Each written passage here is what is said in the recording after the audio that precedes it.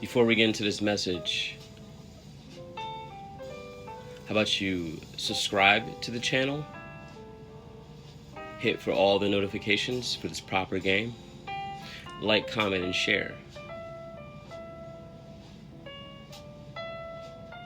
And I'd like to hear your feedback on the message so we can kind of engage in a healthy dialogue.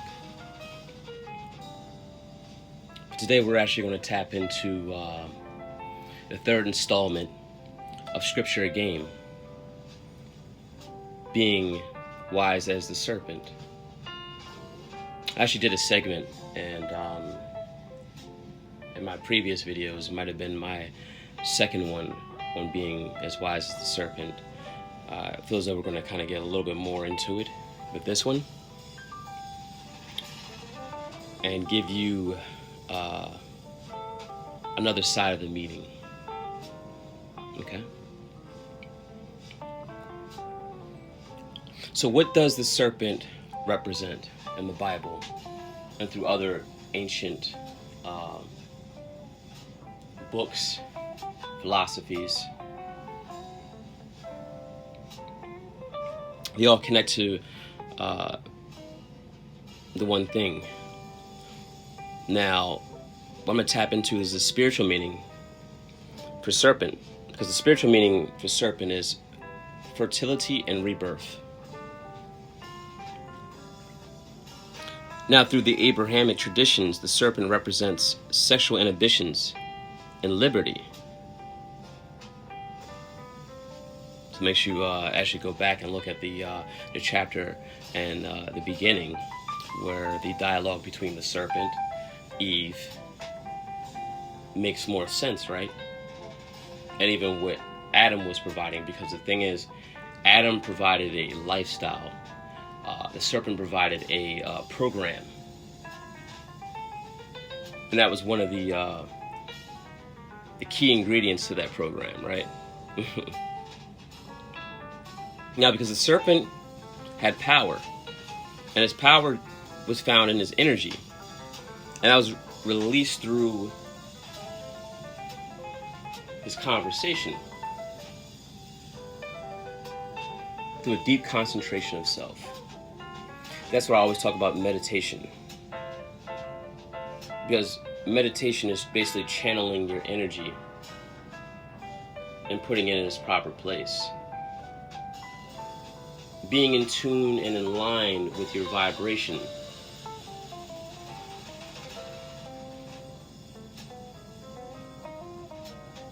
Because when you're in tune with yourself and you're really tapped in, your conversation actually has effect, because you're getting to the core of who you are and the core meaning. I'm not going to get too far into that. We got plenty of time and plenty of other videos to express that, but what I want to stick to is this message. So as I'm just roaming through my thoughts, so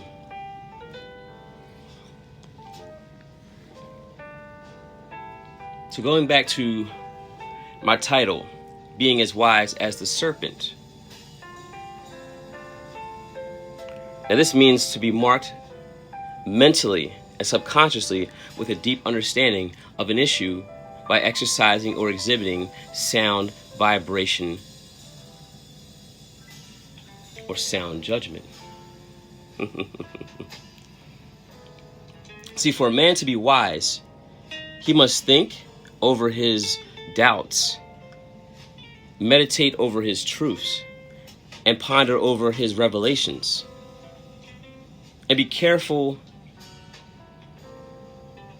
of how he expresses those statements. Remember I was talking about earlier with presence and how to be anchored? Yeah, go back to the climax. And you'll get more of an understanding of this. This actually will make more sense to you. So you kind of had to look at different things that I put out to get a different meaning, because all combined you get a deeper level of understanding. But anyways, a man who demonstrates wisdom, or who is as wise as the serpent, can't just glass over situations that promote ambiguous meanings. because each situation isn't alike. Although history does repeat itself, although situations does repeat itself, but it's still not alike. It's like the movie Groundhog Day.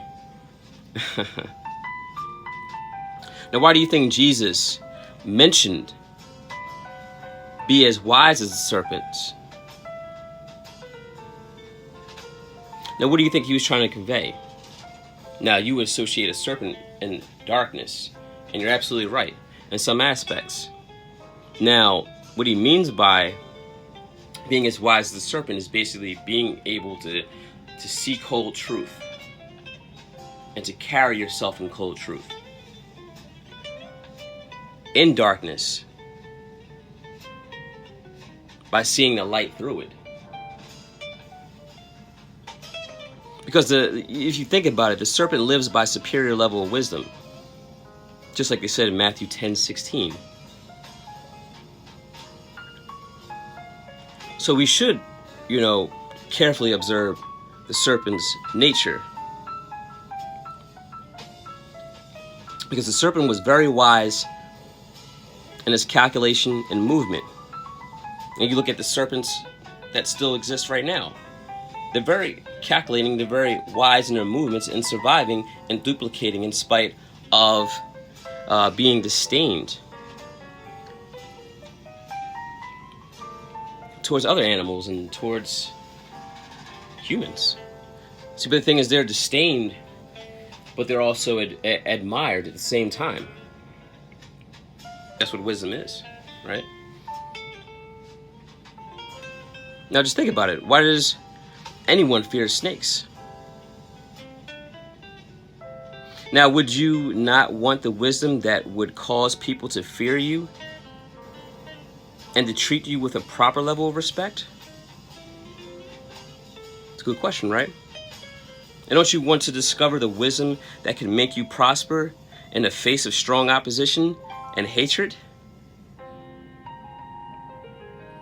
See, wisdom is something that cannot be explained, but surely doesn't go unnoticed when it is on display. That's exactly why the rich stay wealthy and prosperous through all seasons of life, and why the poor struggle to keep up with the status quo. Because possessing wisdom as the serpent is a mindset and a mentality of seeing the forest through the trees. And since we're on this, what would make me consider the serpent to be wise, or Jesus to consider the serpent to be wise, or why I pay attention to the beginning of the Bible? Well, for starters, they managed to exist in an ever-modernizing world. If you notice how certain animals have become extinct over the years. Remember when people talk about the last of a dying breed? You make these connections.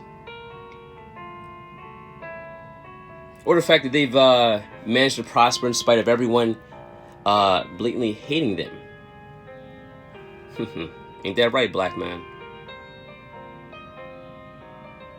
They've also flourished more than any other animal. Going back to what I said, fertility, rebirth, being fruitful, and multiplying. Now, they evoke fear and admiration in human beings at the same time, because humans do not fear and admire many animals, but they most certainly do for serpents. Isn't that right, black man?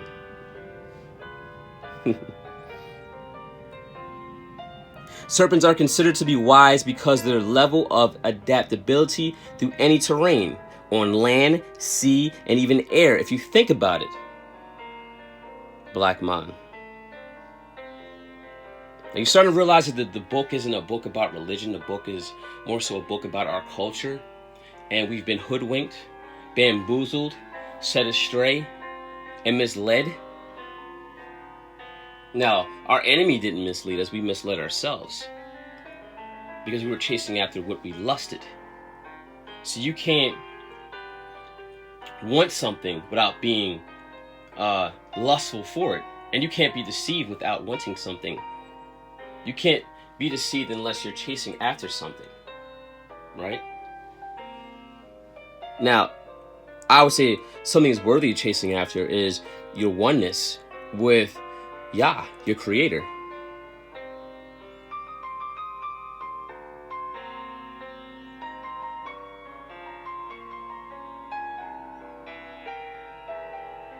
Now also, serpents are considered to be wise because their ability to accomplish their goals in this world in spite of the odds stacked against them, because they're able to eat, live, and multiply. Black man.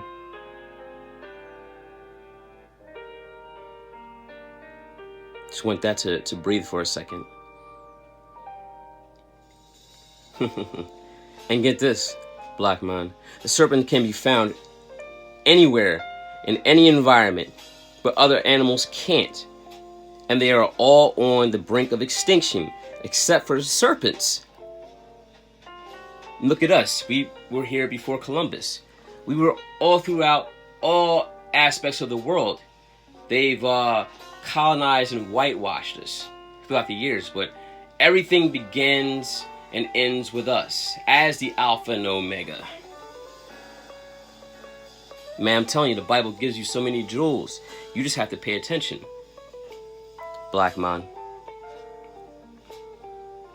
See, it's good to basically be striving to be successful, but we should also strive to perpetuate survival towards that goal. Black man. Now, I'm going to dig in a little bit deeper into this. I'm not going to go too far. I'm just going to give you a little bit more. Now that the spirit is in full effect, I'm warming up, and I'm just and I'm catching it for real. As far as with the serpent is an expression of our higher and lower sense of self, our consciousness, our state of beings, our nature. So it is exactly why the serpent has a positive and negative duality in their meaning and significance. But it also, at that level of understanding, this actually helps us to tap into our consciousness and our psychological makeup as human beings. Now, if you look at beings, aliveness, vital force, soul, psyche, nature, essence, substance, entity. People need to understand something.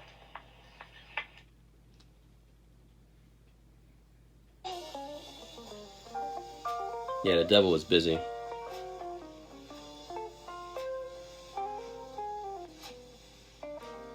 See, understanding the being of the serpent is the key to transcendence to the higher state of consciousness, and how we tend to fall prey of our own subconscious because it absorbs everything that we encounter.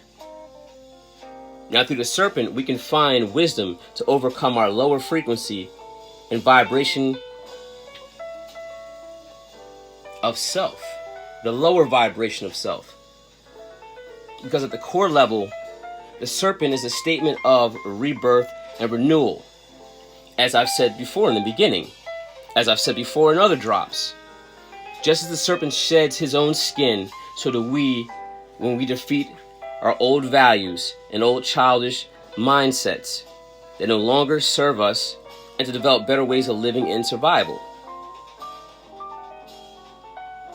Because the serpent also depicts the damnable aspects of our nature, our base level instincts that have been shaped, molded, cultivated by our experiences and are absorbed in our subconscious mind. The serpent also represents the four elements of astrology: water, earth, fire, and air, in which combined and properly centered emerge into a fifth element of spirit, depending on where you lean towards, the good aspect of yourself or the evil aspect of yourself. Either way, it's going to basically promote power once you're properly centered. because that being is transcended into power. As I said before, when I talk about power versus authority, what is power? You probably need to go back and look at what I was saying before, and then come back and have this conversation with me. Now, with that energy force, when properly aligned, basically goes up your spinal column, up into the 7th chakra. So, when you become awakened, you are able to overcome challenges that have so easily gotten you before. And you can find the balance between your duality and singularity. So it should be at this point that we come back to the original mindset and the true source of understanding, the meaning of oneness with Yah. Because it is the challenge of each of us to supersede the lower hanging fruit of our subconscious mind and our demonic sense of self by maneuvering through our ungoverned temptations and desires and fly as high as a dragon with our higher consciousness into experiencing the purification of God-like essence. Now we have to go through the cleansing of our mind, body, and spirit into that transcendence to become the absolute man in all actuality.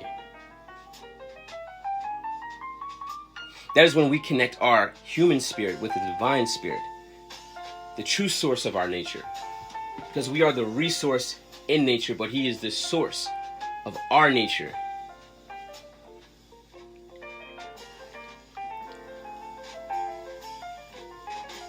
And that is basically, I would say, the first actual installment in scripture game to being as wise as the serpent. Next, I want to tap into the typology as well as the numerology of the serpent. So stay tuned for that. And I do